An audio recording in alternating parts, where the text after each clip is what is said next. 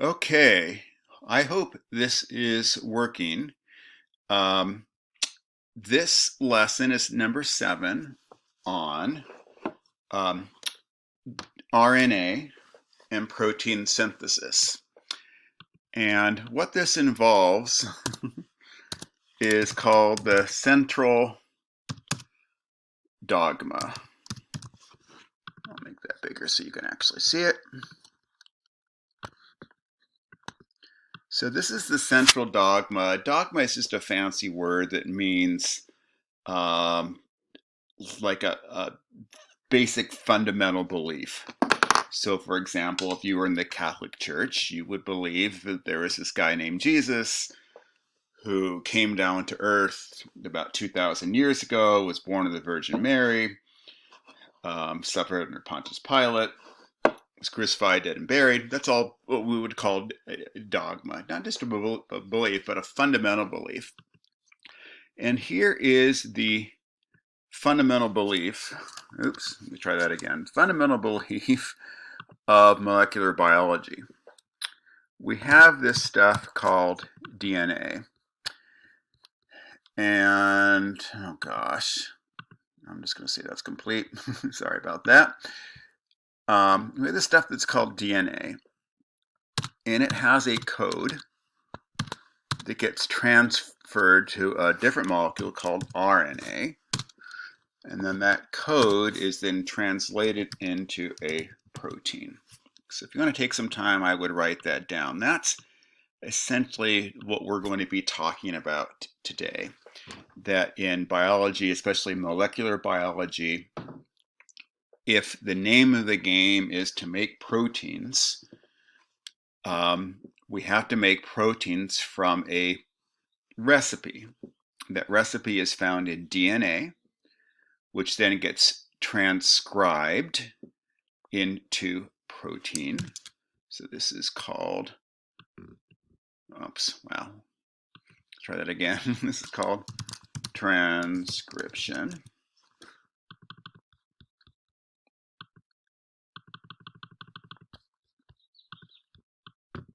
That process is called transcription. I'll even make it smaller. And then later on, the RNA gets translation, gets translated. All right, so let's kind of talk about this a little bit. So again, we're going from DNA to RNA to protein. Let's kind of start at the backwards end, and then we'll go to the front end, and then we'll kind of fill in the missing piece with this transcription and translation. So why the heck do we even need proteins? So what do proteins do? So number one, proteins make structures. So a lot of the, like for example, your muscle fibers, put that as an example.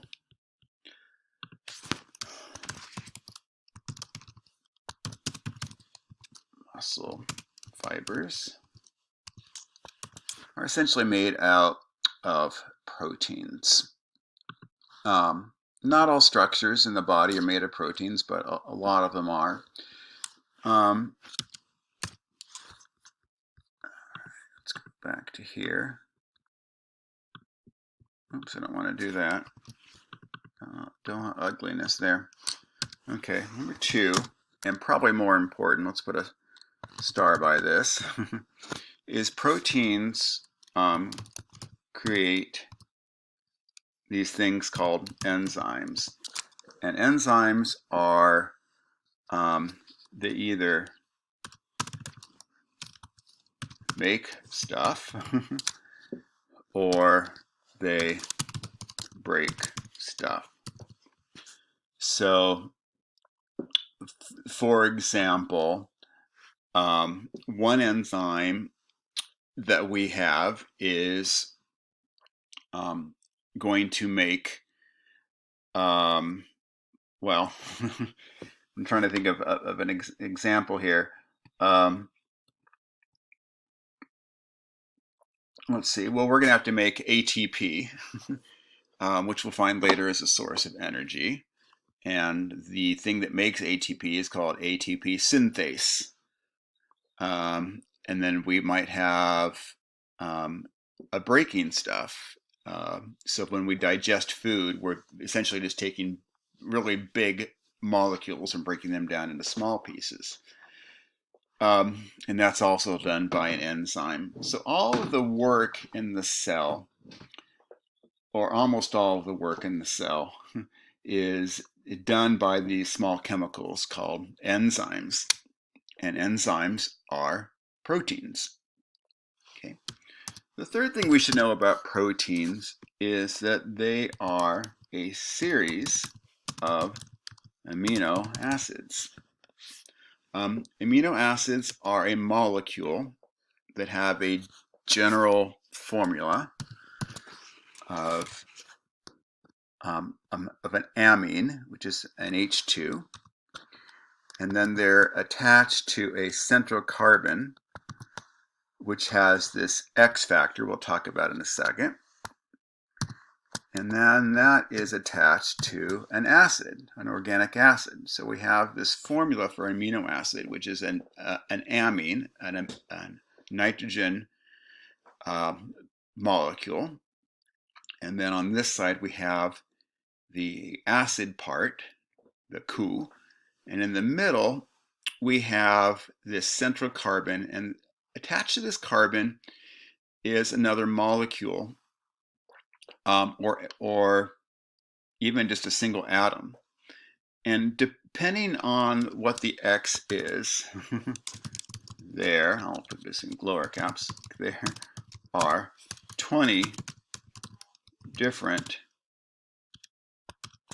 X's, or amino acids, in, well, I don't know about all life forms, but it definitely in us.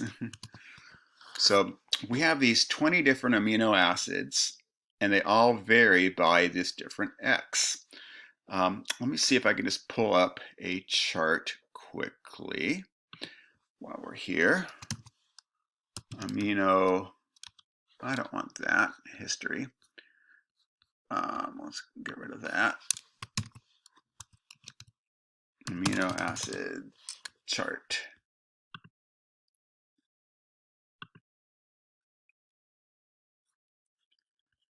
So here, open here, open image, a new tab, so you can see it. So you'll notice that there are all the amino acids end in the letters INE. So there's arginine, histidine, lysine, aspartic acid, glutamic acid, and they would be attached, again, to this central carbon. Let's see. Yeah, so there's the COOH, and here's the NH2, and the central carbon would be here. And there we have serine, threonine, asparagine, which is like an asparagus, glutamine, cysteine, glycine. Glycine is the simplest amino acid. This central carbon right here, wow, that's way too big. This central carbon right here is attached basically just to a hydrogen. It's the simplest of them. Glycine, proline, tryptophan, tyrosine. So if you counted all these up, 1, 2, 3, 4, 5, 6, 7, 8, 9, 10, 11, 12, 13, 14, 15, 16, 17, 18, 19, 20, you'll find that there are 20 different amino acids inside of us. And this is also known as a polypeptide chain. Okay, so let's review where we are so far. So we have this central dogma, this important concept of what makes our body tick, what makes it run. And what makes it run are proteins, not just because they make structures, but more importantly, because they are the workers of our body. They are these enzymes that make and break different molecules in our body. They're responsible for the metabolism of life. And these protein enzymes or protein structures are made simply out of a long chain of amino acids, which have this general formula. And this X in the middle can be as simple as one atom of hydrogen, or as you saw in the chrome here, we have this really complex thing, right? Instead of just having a hydrogen here, it's got this whole cyclical carbon thing going on with another amine, so they can be quite convoluted. And then these are called the polypeptide chain. Okay, let's go on to DNA and just review what we remember about DNA. So first, make this a little bit smaller. Oops. Smaller here. First, remember that DNA is also like a protein. It is a polymer, repeating units of nucleotides. And the nucleotides have that pattern of phosphate plus sugar plus nucleic acid. And there were not 20 different nucleic acids, but 4: A, T, C, and G. We also know that the order of nucleic acids is different for each species and each individual. Sorry about that. Spell individual right. So that our DNA, the order of the A's, T's, C's, and G's is going to be pretty much identical. There'll be a few changes, skin color, eye color, hair color, but most everything, 99.8% of it's going to be the same. Okay, and remember also that DNA is two-sided. It's a double helix. Okay, let's talk a little bit about RNA. So RNA, like DNA, RNA stands for ribonucleic acid. And I've got 2 minutes here, so I'm going to quickly finish this up. It's still a polymer. It's repeating units of nucleotides with a phosphate, a different type of sugar, ribose. So ribose nucleic acid. But here we get to a difference. RNA does not have the nucleic acid thymine. It's been replaced with U, which stands for uracil. Okay, so now we have AUCG. But the same rules will apply. A will bond with T, U will bond with A, C with G, and G with C.